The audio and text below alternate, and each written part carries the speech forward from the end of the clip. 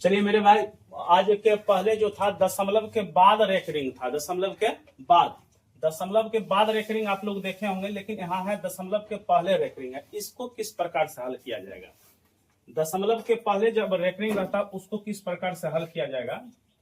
जैसे यहाँ पर है 4 पर रेकरिंग है, शुरुआत में ही 4 पर रेकरिंग है, तो जिस पर रेकरिंग रहता है उसको माइनस समझ लीजिए, जिस पर रेकरिंग रहता है उसको माइनस समझ लीजिए, यानी 4 पर रेकरिंग था 4 माइनस। उसके बाद दशमलव के आगे जो संख्या उसको जोड़ दीजिए, यानी कि 8 3 है, इसको लिख दीजिए 0.83। फिर से समझिए, फिर जो है यहाँ पर रेकरिंग है 6 पर रेकरिंग है, तो लिख देंगे -6। 6 पर रेकरिंग है तो कितना लिख देंगे? -6। उसके बाद 7 4 है, इसको लिख दीजिए प्लस 0.74। अब क्या करेंगे? अब जो है दोनों माइनस में है, -4 -6 कितना हो जाएगा? -10। और उसके बाद जो है ये दोनों संख्या को एकदा जोड़ दीजिए, ये दोनों को एकदा जोड़ दीजिए तो कितना हो जाएगा? 3 4 कितना? 7। 3 4 कितना? 7। और 8 7 कितना? 15। 8 7 15। 15 क्या चीज? 5। अब कितना? फिर दशमलव लगेगा। अब 15 0 + 0 0, अब 15 वाला 1 कितना? अब देखिए, फिर देखिए इसको लिख देंगे -10।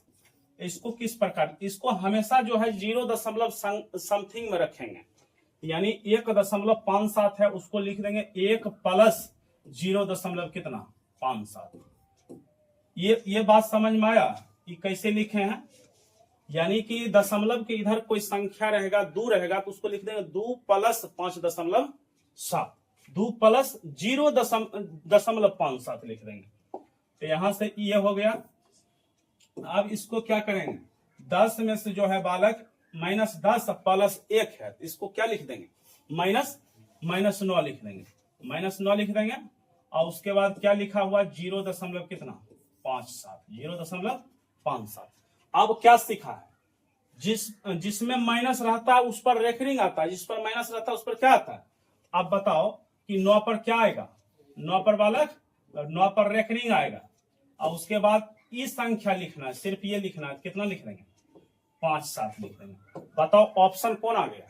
ऑप्शन आपको आ गया, ऑप्शन नंबर बी आ गया। समझ में आ गया होगा, उम्मीद करते हैं समझ में आ गया।